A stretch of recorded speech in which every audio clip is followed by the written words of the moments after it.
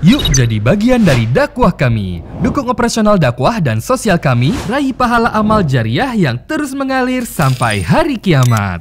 Assalamualaikum warahmatullahi wabarakatuh. Alhamdulillah, wassalatu wassalamu ala rasulillah.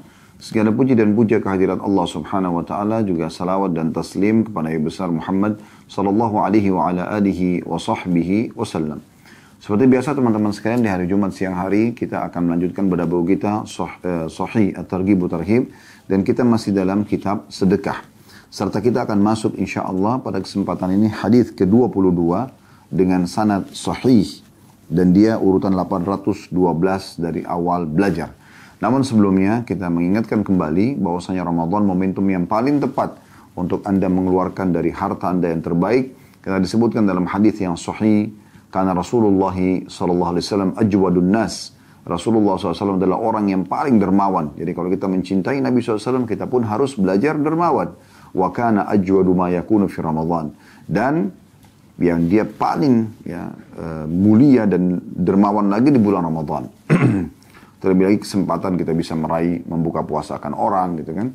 Kita juga nanti di akhir Ramadan ada zakat fitrah, dan juga kita bisa insyaallah mengeluarkan zakat mal kita, bisa dijadikan Ramadan ini sebagai haul atau hitungan haul kita. Baik, kita akan masuk teman-teman sekalian hadis ke-22 dalam bab kita, dan urutan 812 dari awal belajar dengan sanad sahih yang berbunyi dari Hakim ibn Hizam radhiyallahu anhu. Dia berkata, sa'altu Rasulullah sallallahu alaihi wasallam fa'atani, thumma sa'altuhu fa'atani, thumma sa'altuhu fa'atani. ثم قال يا حكيم هذا المال خضر حل فمن أخذه بسخاوة نفس بورك له فيه ومن أخذه بإشراف نفس لم يبارك له فيه وكان كالذي يأكل ولا يشبع واليد العليا خير من يد السفلى. قال حكيم فقلت يا رسول الله والذي بعثك بالحق لا أرزأ أحدا بعدك شيئا حتى أفارق الدنيا. فقال أبو بكر رضي الله عنه يدعو حكيما ليعطيه العطاء فيعبى أن يقبل منه شيئا، ثم إن عمر رضي الله عنه دعاه ليعطيه فيعبى أن يقبله. فقال يا معشر المسلمين أشهدكم على حكيم أني أعرض عليه حقه الذي قسم الله له في هذا الفي فيعبى أن يأخذه. فلم يرزع Hakimun ahadan minan nasi ba'dan Nabi sallallahu alaihi wasallam hatta tuwfiya radhiyallahu anhu. Artinya, kata Hakim radhiyallahu anhu, aku pernah meminta sesuatu kepada Rasulullah sallallahu alaihi wasallam, maka beliau memberiku. Kemudian aku meminta lagi, lalu beliau memberiku. Kemudian aku meminta lagi yang ketiga kali, dan beliau memberiku. Kemudian beliau bersabda sallallahu alaihi wasallam, wahai Hakim, harta ini adalah hijau lagi manis. Barang siapa yang mengambilnya dengan kedermawanan jiwa, ia akan diberkahi, atau maka ia diberkahi padanya. Dan barang siapa yang mengambilnya dengan ketamakan jiwa, maka dia tidak diberkahi padanya. Dan dia seperti orang yang makan namun tidak kenyang. Tangan yang di atas yang memberi lebih baik daripada tangan yang di bawah yang meminta. Hakim berkata, aku berkata ya Rasulullah, demi zat yang mengutusmu dengan kebenaran, aku tidak akan mengambil atau menerima sesuatu pun dari siapapun sesudahmu sampai aku meninggal dunia. Maka Abu Bakar pun radhiyallahu anhu memanggil Hakim untuk memberinya pemberian, akan tetapi dia menolak menerimanya. Kemudian Umar radhiyallahu anhu memanggilnya untuk memberinya, akan tetapi dia menolak untuk menerimanya. Lalu Umar berkata, wahai muslimin, Aku menjadikan kalian sebagai saksi bahwasanya aku telah menawarkan kepada Hakim haknya yang Allah berikan kepadanya dari harta fai ini, tetapi dia menolak menerimanya. Setelah Nabi SAW wafat, Hakim tidak pernah meminta kepada siapapun sampai dia pun radhiyallahu anhu wafat. Hadis ini diriwayatkan Bukhari, Muslim, At-Tirmidzi, dan juga An-Nasai meriwayatkan, tapi secara ringkas. Dari hadis yang cukup panjang ini teman-teman sekalian, kita lihat bagaimana Nabi alaihi salatu wassalam orang yang sangat dermawan. Bahkan tidak pernah beliau menolak permintaan siapapun yang datang untuk meminta. Saking dermawannya. Dan pernah satu kali Nabi SAW didatangi oleh banyak orang yang minta, lalu beliau memberi. Lalu kemudian datang lagi, beliau memberi sampai akhirnya habis semua apa yang diberikan oleh Nabi alaihi salatu wassalam. Setelah habis semuanya, barulah Nabi alaihi salatu wassalam didatangi oleh satu orang lagi dan meminta. Tapi Nabi sudah tidak punya apa-apa. Maka wajah beliau sempat sedih. Dan pada saat itu, Umar bin Khattab mengatakan yang ada di sebelah Nabi SAW, ya Rasulullah, Allah tidak membebankan Anda di atas kemampuan Anda. Tadi orang banyak minta, Anda sudah berikan. Sekarang orang ini datang minta, Anda sudah tidak punya. Maka tidak perlu Anda bersedih. Nabi SAW tetap diam saja. Tidak menanggapi statementnya Umar. Lalu kemudian Ali bin Abi Thalib mengeluarkan beberapa dirham dari kantongnya. Kemudian dia berkata, ya Rasulullah, ini ada beberapa dirham aku miliki tersisa. Maka silakan Anda letakkan dimanapun Anda inginkan. Maka wajah Nabi SAW menjadi ceria, gembira. Dan beliau SAW mengatakan, bihada umirtu. Beginilah aku diperintahkan. Jadi memang jiwa seorang mukmin itu selalu diikuti dengan sifat kedermawanan. Suka berbagi, suka memberi. Jadi memang itu yang ditekankan sekali. Maka kita langsung ambil saja mutiara-mutiara dari hadis ini. Semoga Allah Subhanahu wa taala mudahkan kita mendapatkan ilmu bermanfaat dan juga memudahkan kita untuk mengamalkan. Allahumma amin. Yang pertama adalah sifat dermawan Nabi sallallahu alaihi wasallam. Terbukti dari penyampaian Hakim Ibn Hizam radhiyallahu anhu di mana beliau mengatakan, aku pernah minta kepada Nabi SAW dikasih, aku minta lagi dikasih, aku minta lagi dikasih. Bisa bermakna memang 3 kali beliau minta, atau bisa bermakna aku sering kali minta kepada Nabi SAW dan beliau tidak pernah tolak. Karena ini dikuatkan dengan riwayat-riwayat yang lain, gitu kan? Di antaranya riwayat Jabir radhiyallahu anhu, beliau mengatakan bahwasanya Nabi SAW tidak pernah menolak kalau diminta sesuatu. Kemudian pelajaran yang kedua, yaitu Nabi SAW memberikan gambaran dan nasihat kepada semua orang yang sudah diberi. Bagaimana pada saat Anda diberi, sesederhana apapun pemberian itu, selalu syukuri. Dan letakkan di atas sebuah timbangan di mana itu nilainya sangat mahal. Nilainya sangat mahal. Supaya Anda bisa berterima kasih kepada Allah Subhanahu wa taala dan juga berterima kasih pada orang yang memberi. Itulah diambil dari potongan sabda Nabi sallallahu alaihi wasallam, "Hadzal malu khadirun hul." Sesungguhnya harta-harta yang diberikan seperti warnanya hijau. Hijau maksudnya sini biasanya kalau warna hijau orang senang melihatnya, kayak daun-daun pohon misalnya. Lagi manis. Siapa yang tidak mau? Semua orang mau kalau diberikan. Orang kaya pun kalau diberi mau gitu. Wa man akhadahu bi sakhawati nafsin burika lahu fihi. Barang siapa yang menerima pemberian itu dengan kedermawanan jiwa, maka ia diberkahi padanya. Maksudnya dia merasa punya nilai ini apa yang sedang Allah berikan kepada dia, walaupun sederhana.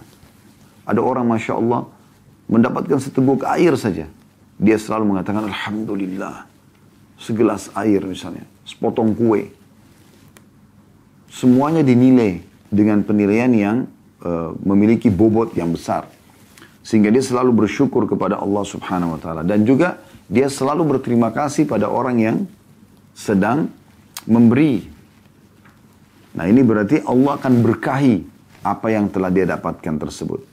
Dan kata Nabi SAW sebaliknya sebagai nasihat juga.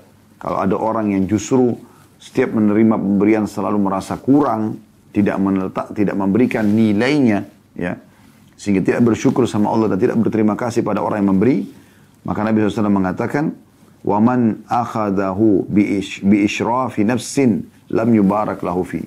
Dan barang siapa yang mengambilnya dengan ketamakan jiwa, maka dia tidak diberkahi padanya. Jadi walaupun sesuatu yang dia terima itu adalah hal yang besar, menjadi kecil akhirnya. Kenapa? Karena memang dia tidak tahu, dia tidak memberikan nilai di situ. Dia tidak memberikan nilai. Oleh karena itu teman-teman sekalian, di mutiara yang kedua di sini adalah bagaimana seorang muslim selalu berterima kasih dan memberikan nilai terhadap apapun yang Allah berikan sebagai rezeki buat dia, walaupun sederhana. Ini akan mendatangkan keberkahan terhadap apa yang kita terima itu. Mutiara yang ketiga, bagaimana kesolehan Hakim ibn Hizam radhiyallahu anhu. Dan ini perlu jadi pelajaran juga buat kita semua. Bagaimana beliau setelah mendengarkan itu, beliau bukan lagi mengatakan, baik ya Rasulullah, saya mulai sekarang kalau saya dikasih saya akan berterima kasih sama Allah, saya akan berterima kasih pada orang yang memberi, gitu kan. Dan saya tidak akan mungkin tidak memberikan nilai apapun yang sedang saya terima. Tapi beliau langsung mengatakan, ya Rasulullah, demi zat yang telah mengutus Anda dengan kebenaran, mulai sekarang saya tidak akan buka pintu minta-minta ini. Saya tidak akan mau minta-minta lagi. Udah, saya tidak akan minta pada siapapun. Saya akan berusaha terus. Karena memang bab yang sedang kita bahas berhubungan juga dengan masalah itu ya. Kalau Anda kembali ke bab kita, dari hadis yang pertama ini kan kita di bab keempat ya. Anjuran dan pengharaman meminta-minta dalam kondisi mampu. Keterangan tentang dicelahnya tamak dan anjuran menahan diri dari meminta-minta dan harusnya memiliki sifat qana'ah, merasa cukup dan makan dari hasil usaha sendiri. Inilah bab yang sedang kita bahas. Oleh karena itu di sini kita lihat bagaimana Imam Nawawi rahimahullah masukkan hadis Hakim ibn Hizam ini radhiyallahu anhu tepat sekali. Karena Hakim ibn Hizam langsung memahami pesan dari Nabi SAW. Nabi sangat lembut, sangat santun dalam menyampaikan. Seakan-akan Nabi sebenarnya yang ditangkap oleh Hakim, kau kalau minta-minta terus begini, ya, akhirnya muncul ketamakan dalam dirimu. Kau akan hanya menjadikan sebagai sumber pendapatanmu saja. Ya. Oleh karena itu, jangan. Sebaiknya jangan, tapi Nabi SAW tidak bilang itu. Nabi SAW cuma mengatakan, kalau orang ikuti dengan ketamakan, maka tidak ada keberkahan. Kalau dia ambil dengan kedermawanan hati, maksudnya, ya sekarang sudah cukup. Dan kalau dia tidak minta lagi, karena dia sudah terpenuhi, maka dia akan diberkahi. Maka beliau mengatakan, mulai sekarang ya Rasulullah, saya tidak akan minta lagi setelah Anda. Minta nggak mungkin lah. Saya akan bekerja, punya penghasilan, lalu kemudian saya akan ya, hidup dari situ. Begitu prinsip dasarnya Hakim. Bahkan dia mengatakan berjanji di hadapan Nabi SAW, sampai saya wafat ya Rasulullah. Dan ternyata Hakim ibn Hizam radhiyallahu anhu betul-betul orang yang wafi. Orang yang memenuhi janjinya.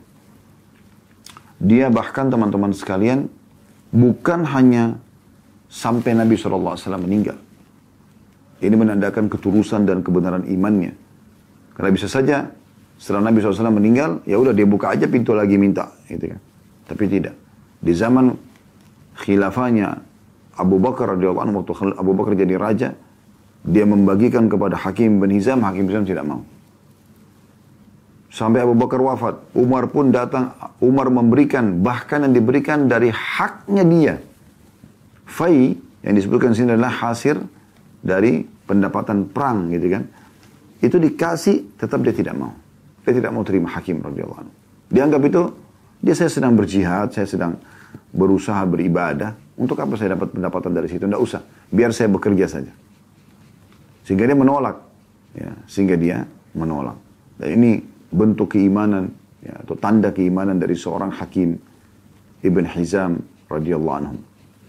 Pelajaran yang terakhir adalah bagaimana sikap ya, yang sangat baik dari Umar radhiyallahu anhu, dan untuk menyelamatkan dirinya dari hisab hari kiamat, dia sudah memberikan kepada Hakim ibn Hizam haknya, tapi karena Hakim menolak, maka berarti kan haknya Hakim ada, akan dikembalikan ke Baitul Mal, ke tempat penyimpanan harta kaum muslimin. Umar berkata kepada orang-orang sekitarnya, wahai kaum muslimin, aku menjadikan kalian sebagai saksi. Kalau sebenarnya Hakim ibn Hizam ini, aku sudah berikan haknya, tawarkan. Dia tidak mau. Maksudnya apa? Supaya jangan sampai nanti hari kiamat dia tuntut aku. Walaupun Hakim tidak akan tuntut Umar bin Khattab, karena Hakim radhiyallahu anhu memang sudah berazam tidak mau terima kecuali dari hasil kerja dia sendiri. Tapi sikap Umar bin Khattab ini sangat baik. Jadi kalau seandainya Anda menawarkan sesuatu pada orang, kemudian misalnya ada pemberian yang harusnya Anda berikan kepada dia, dia mengatakan, enggak, saya enggak usah. Supaya nanti tidak datang tuntutan baik di dunia maupun di akhirat, Anda mengatakan, siapa di sini yang jadi saksi, tolong saya sudah tawarkan ya, orang ini memang tidak mau. Karena kadang-kadang manusia lupa ya. Mungkin pada saat dia mengatakan saya tidak mau sekarang, tapi mungkin 3 tahun, 4 tahun ke depan dia lupa lalu dia minta. Mungkin. Atau mungkin ada ahli waris yang minta. Karena sebenarnya dia sendiri sudah tidak mau gitu. Dia tidak mau mengambil dan dia serahkan saja kepada pihak pemerintah atau atasannya gitu kan. Untuk mengelola apa yang dia tidak mau terima itu. Jadi ini juga sebuah sikap yang baik dari Umar radhiyallahu anhu. Tapi saksi bahasan kita, karena ini bab memang ya, anjuran untuk tidak minta-minta, bagaimana Hakim bin Hizam radhiyallahu anhu tadinya minta-minta pada Nabi SAW, akhirnya dia menolak, tidak mau lagi menerima setelah dia mengetahui nasihat dari Nabi alaihi salatu wassalam. Kita masuk ke hadits 23 dengan sanad sahih urutan 813 dari awal belajar, berbunyi dari Thauban radhiyallahu anhu. Dia berkata, Rasulullah SAW bersabda, "Man takaffala li an la yas'alan nasa syai'a, atakaffalu lahu bil jannah." Fakultu ana, fakana la yas'alu ahadan syai'a. Kata Nabi SAW, barang siapa yang menjamin untukku bahwasanya dia tidak akan meminta-minta sesuatu pun kepada manusia, maka aku menjamin surga untuknya. Aku berkata, kata Thauban ya, radhiyallahu anhu, aku ya Rasulullah. Maka Thauban tidak pernah meminta apapun kepada seseorang. Hadis ini riwayat Ahmad, An-Nasai, Ibnu Majah dan juga Abu Daud dengan sanad sahih. Dan dalam riwayat Ibnu Majah berbunyi, la tas'alin nasa syai'a, qala fakana Thaubanu yaqa'u sautuhu wa huwa rakib, fala yaqulu li ahadin nawilnihi hatta yanzila fayakhudha. Janganlah kamu meminta-minta wahai Thauban sesuatu apapun pada manusia. Maka dia berkata, maksudnya di sini ada seorang sahabat menyampaikan, cemeti Thauban jatuh. Sementara dia dulu di atas kendaraannya atau tunggangannya, dia tidak berkata kepada seseorang, ambilkan untukku. Sehingga dia sendiri yang turun dan mengambilnya. Hadis ini juga diriwayatkan oleh Ahmad.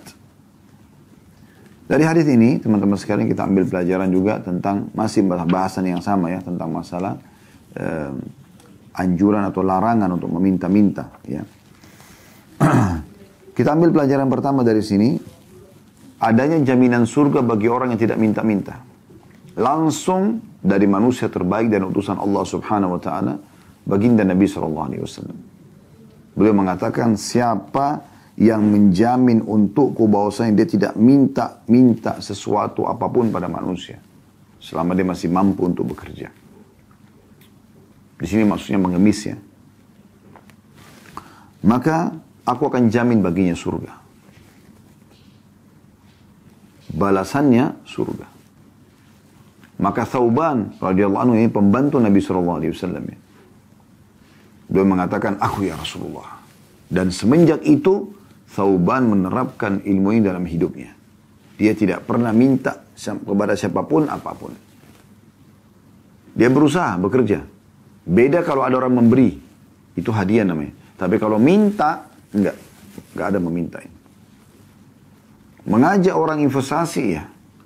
Tapi minta sesuatu supaya diberikan makanan, diberikan pakaian, diberikan minuman, diberikan kendaraan, diberikan rumah, apalah. Ini tidak ada. Tidak minta-minta. Selalu merasa qana'ah, cukup dengan apa yang Allah berikan. Atau mungkin sebatas haknya. Misal seorang pegawai, dia belum diberikan gaji di akhir bulan, maka dia mengingatkan.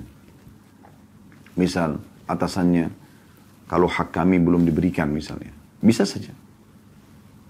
Atau seorang istri yang harusnya memang terpenuhi, yang merupakan kewajiban suami dalam memenuhi kebutuhannya, tapi ini sifatnya harian ya. Karena setiap suami itu punya kewajiban memberikan nafkah harian. Hari ini untuk makan hari ini, minum hari ini. Karena kapan suami wafat besok, gugur kewajiban itu. Jadi sering saya ucapkan kalimat ini, saya ulangi lagi. Wahai para muslimah, kalau seandainya ada di antara suami Anda memberikan uang Anda dari awal bulan, nih 1 bulan ya, untuk 1 bulan penuh ke depan. Berarti itu kebaikan hati dia. Terima kasih kepada Allah Subhanahu wa taala dan terima kasih kepada suami Anda. Karena bukan kewajiban dia memberikan Anda 1 bulan ke depan. Gak ada kewajiban itu. Kewajiban dia adalah hari ini, selama dia masih hidup. Kalau besok dia meninggal gak ada kewajiban. Berarti kalau dia berikan Anda 1 bulan penuh, baru berlalu 3 hari dari bulan itu kemudian dia wafat, Berarti dia sudah bersedekah kepada Anda 27 atau 26 hari ke depan. Yang tidak ada kewajiban dia untuk itu. Oleh karena itu hati-hati sekali. Jangan pernah ada istri yang merasa, oh ini kewajiban suami saya kasih nafkah. Lalu dia haruskan suaminya untuk memberikan dia nafkah. Bahkan ada kadang-kadang yang memaksakan harus 2 bulan, harus 3 bulan. Serahkan aja semuanya langsung. Atau 1 tahun. Dari mana suaminya bisa ambil uang sebanyak itu? Ini harus bertakwa kepada Allah subhanahu wa ta'ala. Dan ini masuk dalam bab minta-minta ini. Kalau dia memaksakan yang bukan kewajiban suami. Anda minta 1 bulan saja penuh, itu sebenarnya sudah melampaui dari kewajiban si suami. Kecuali dia dari hatinya sendiri dia mau memberikan, itu lain. Supaya dia tidak terganggu lagi. Kalau misalnya sampai dia tidak punya uang di pertengahan bulan, sudah uang bulanan sudah aman. Tapi ingat, itu bukan kewajiban dia. Yang langsung 1 bulan. Tapi harian iya. Oleh karena itu harus kita fahami baik-baik ini. Intinya teman-teman sekalian, hindari semua bab minta-minta di sini. Mengemis ya.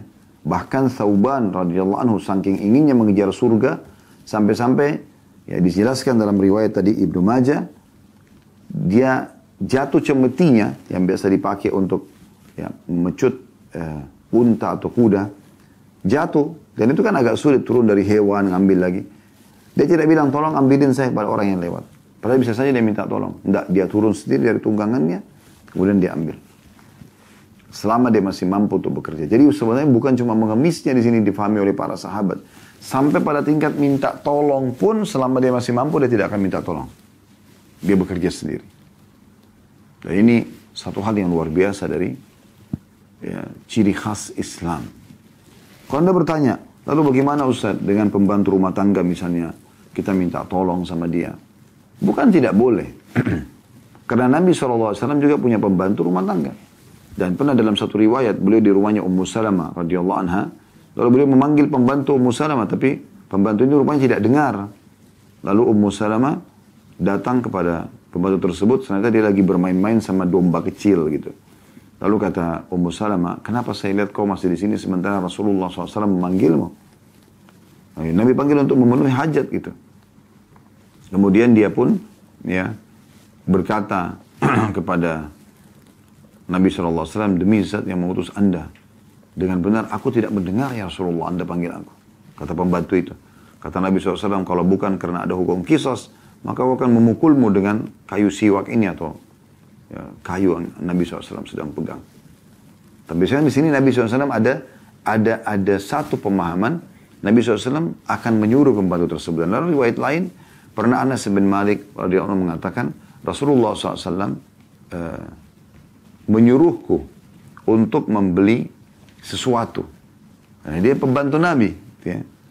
Ummu Sulaim radhiyallahu anha, ibu Anas, memang membawa Anas kepada Nabi SAW mengatakan, ya Rasulullah ini Anas jadikan pembantu anda.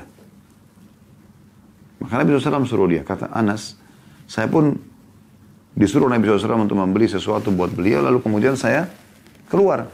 Rupanya di halaman masjid, ya, karena rumah Nabi SAW dengan masjid beliau berdempetan. Maka di halaman masjid saya temukan anak-anak kecil yang seumur saya, lagi bermain-main. Saya pun akhirnya ikut bermain-main, lupa.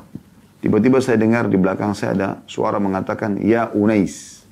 Unais ini nama panggilan sayang buat Anas. Kalau Anas ditasghir, dikecilkan, dipanggil Unais. Ya. Biasa orang Arab kalau mau panggil panggilan sayang seperti itu. Maka Anas mengatakan, saya mendengarkan di belakang saya ada panggilan mengatakan, wahai Unais. Setelah saya balik ke belakang, ternyata dia adalah Rasulullah SAW. Lalu Rasulullah SAW mengatakan, tidakkah kau penuhi dulu hajatku, baru kemudian engkau bermain-main. Nah di sini kan berarti Nabi SAW menyuruh Anas bin Malik, gitu kan? Menyuruh Anas bin Malik. Abdullah bin Mas'ud radhiyallahu anhu itu mengabdikan diri kepada Nabi SAW untuk menyiapkan siwak dan sendal beliau SAW. Dan beliau punya banyak pembantu yang membantu beliau. Beliau biarkan istri berkhidmat melayani suami, tidak ada masalah. Tapi di sini yang sedang kita singgung bukan itu. Bukan seorang orang tua minta pada anaknya atau suami pada istrinya, ya, atau majikan pada pembantunya misalnya, atau majikan pada supirnya yang meminta untuk diantar satu tempat, ya, atau pemerintah memerintahkan kepada masyarakatnya. Bukan ini gitu. Yang dimaksud sini adalah tadi Anda secara individu. Ya. Orang-orang ini tidak ada hubungannya sama Anda sama sekali. Bukan istri, bukan bawahan, bukan masyarakatnya, bukan dia sebagai pemimpin, bukan anak. Ya. Tadi contoh Hakim ibn Hizam, contoh Thauban. Mereka tidak mau minta lagi. Maksudnya minta dari orang lain yang tidak ada hubungannya sama dia. Kayak kasus tadi dia lagi, Thauban lagi di atas tunggangannya, kemudian jatuh cemetinya, dia tidak minta tolong orang untuk mengambilnya gitu. Nah ini yang dimaksud itu di sini. Jadi tidak masuk dalamnya perintah orang tua kepada anaknya, perintah suami pada istrinya, perintah atasan pada bawahannya, itu tidak masuk dalamnya.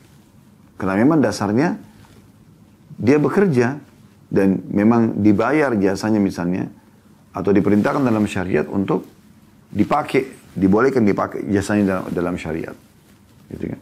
Bukankah Nabi SAW mengatakan tentang seorang istri, wanita ahli surga atau wanita yang terbaik adalah wanita yang kalau kau lihat padanya kau senang, dan kalau kau perintahkan, dia akan patuh. Kan? Karena perintah kan di sini untuk mengerjakan. Ya, jadi sekali lagi yang tidak ada hubungannya sama kita, kayak contoh kasus lagi jatuh, tadi cemeti, ada orang lewat, tolong ambilin. Tidak ada begitu. Dia ambil, dia kerja sendiri. Itu yang dimaksudkan dalam bahasan kita.